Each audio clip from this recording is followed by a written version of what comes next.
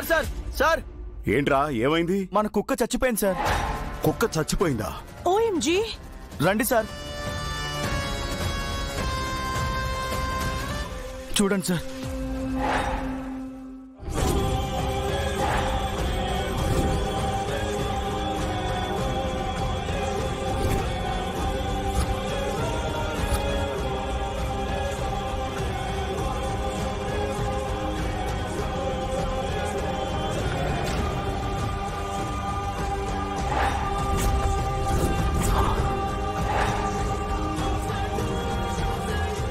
ఈ కేక్ ఎక్కడది? ఇక్కడెవరు పడేశారు? చూడపోతే ఆ కేక్ ని తినటం వల్లే మన కుక్క చనిపోయినట్టుంది. మనం గంగ కోసం ఆర్డర్ చేసింది ఒక కేకే కదా, అది కూడా మనందరం తినేసాం. మరి ఈ కేక్ ఎక్కడిది?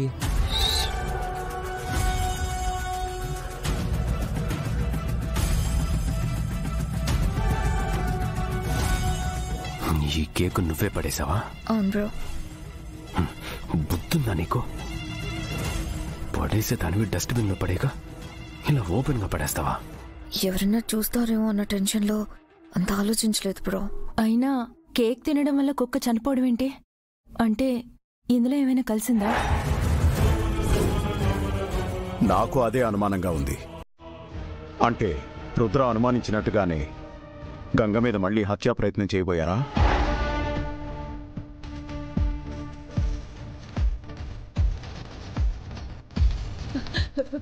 కొప్పి కొప్పి నేనేదో కకృతి పడి కేక్ మార్చేశాను.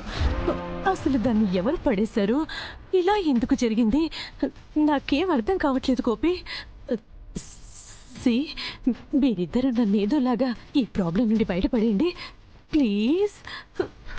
కంగారు పడకండి, నేను చెప్పినట్టు చేయండి.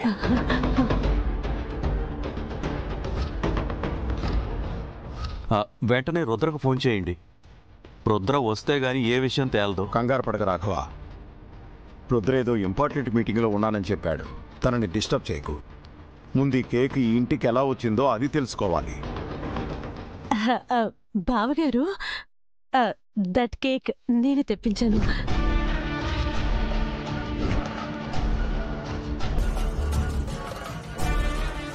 నువ్వా? నువ్వెందుకు తెప్పించావే? మరే మనది వెరీ బిగ్ ఫ్యామిలీ కదా, ఆ కేక్ సరిపోతుందో లేదో అని నేనే ఎక్స్ట్రా కేక్ తెప్పించాను. లేదు బడ్డీ, తను అస్సలే కుదురుగా ఒక్క చోటు ఉండదు. ఎక్కడుందో ఏంటో. పాపం నీకు టైం అయిపోతుంది కదా. అసలే నీకు చాలా వర్క్స్ ఉంటాయి. కానీ నిన్ను పరిచయం చేస్తానని తనకి ప్రామిస్ చేశాను. దాందే ఉందిలే బడ్డీ, మనం ఎలాగూ మళ్ళీ మళ్ళీ కలుస్తూనే ఉంటాం కదా, నెక్స్ట్ టైం కలుద్దాంలే. ఏంటో బడ్డీ, తను వచ్చినప్పుడు నువ్వు రావు, నువ్వు వచ్చినప్పుడు తను రాదు. మీరెప్పుడు కలుస్తారో ఏంటో. అయ్యో చిట్టి, మేం కలిసే ఉంటున్నాం. ఈ రాజకుమారుడు నా క్రేజీ కాశ్మోరా ఒక్కరే.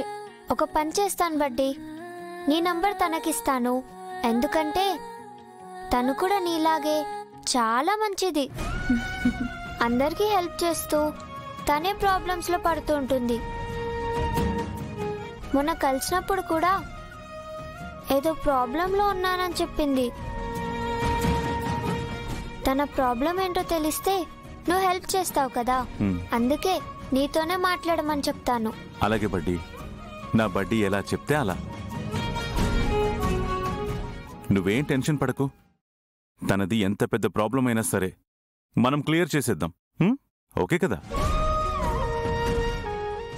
నువ్వు పని చేయి, నా నెంబర్ తనకివ్వు. తను కాల్ చేసిందనుకో, నేను మాట్లాడతాను. థ్యాంక్ యూ సో మచ్ బడ్డీ. ఇట్స్ ఓకే బడ్డీ, బాగా చదువుకోవాలి. ఏదైనా అవసరం అయితే కాల్ చేయి. నేను మళ్ళీ ఫ్రీగా ఉన్నప్పుడు వచ్చి నేను కలుస్తుంటాను. Okay, thank you, bye.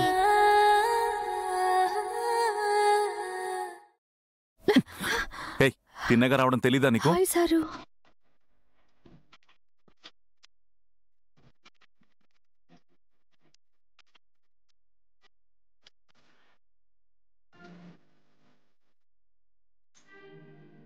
అలా చూస్తున్నావేంటి?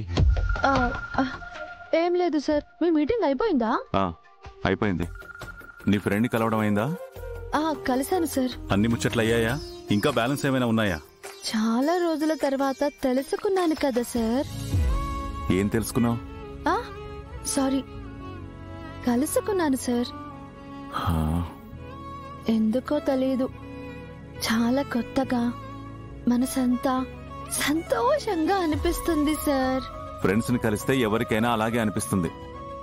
అవుననుకోండి, కానీ ఈ స్నేహం చాలా ప్రత్యేకం సార్.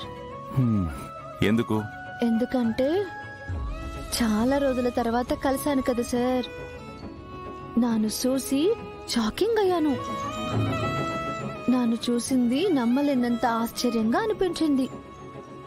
నిజమని అర్థమయ్యాక చాలా ఆనందంగా అనిపించింది.